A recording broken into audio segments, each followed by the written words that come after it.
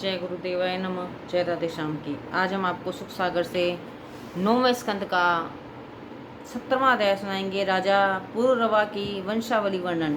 श्री सुखदेव जी बोले, हे परीक्षित, पुरुरवा के जो आयु नाम का पुत्र था, उनके नहुष, शत्रवद, रई, रंभ और अनना नाम के 5 पुत्र उत्पन्न हुए।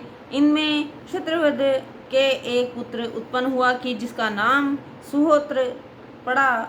उसके काश्य, कुश और गुत्समद नाम के 3 पुत्र उत्पन्न हुए। फिर गृहस्थमद के शुंक और शुंक के शौनक नाम का पुत्र उत्पन्न हुआ कि जो ऋषि वेदों में सबसे बड़ा और मुनि था। फिर काश्य के काशी, उसके राष्ट्र, उसके दीर्घतमा और दीर्घतमा के धन्वंतरी नाम का पुत्र उत्पन्न हुआ कि जिसने आयुर्वेद शास्त्र को प्रकट किया। यह बड़ा ही यशस्वी और विष्णु जी के अंश से उत्पन्न हुआ था कि जिसका स्मरण करने से सर्व रोगों का नाश हो जाता है। तब धन्वंतरी के केतुमान, उसके भमीरथ, उसके देवोरात, उसके घुमान और घुमान के प्रतंदन नाम का पुत्र उत्पन्न हुआ। उस प्रतंदन के सुसज्जित वत्स, ऋषिध्वज और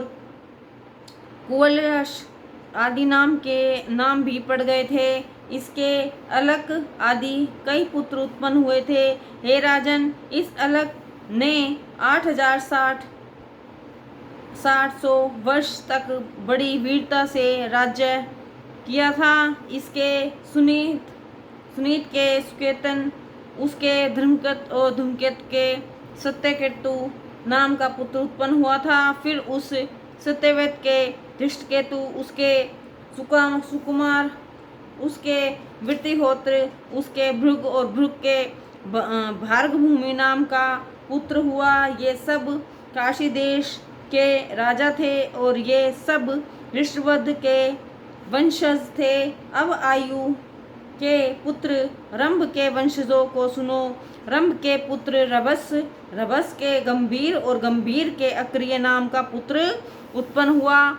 पश्चात अक्रिय की पत्नी में ब्राह्मण उत्पन्न हुए। अब आयु के पुत्र अनेना का वंश सुनो। अनेना से शुद्ध, शुद्ध से शुचि और शुचि से धर्म शिक्षक, उसके त्रिकुल और उसके शानन रथ नाम का पुत्र उत्पन्न हुआ। यह आत्मज्ञानी था, इससे इसने संतान नहीं उत्पन्न किए। फिर रई के 500 पुत्र उत्पन्न हुए जो अमित पराक्रमी थे। रई के देवताओं की प्रार्थना के अनुकूल दैत्यों को मारकर स्वर्ग को पुनः इंद्र के अधिकार में दे दिया, किंतु उस समय प्रहलाद इत्यादि बड़े बड़े दैत्य वर्तमान थे, जिससे इंद्र ने इस भय से कि इन शत्रुओं से हम स्वर्ग की रक्षा न कर सकेंगे, अतः उन्होंने रई के चरण पकड़कर उन्हें ही स्वर्ग फिर सौंप दिया और अपने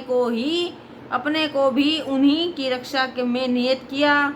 जब रई ने देहपात हो गया, तब इंद्र ने बहुत चाहा कि स्वर्ग पर अधिकार जमावे, परंतु रई के पुत्रों ने उन्हें वैसा नहीं करने दिया और वे लोग स्वयं ही के भागों को लेने लगे।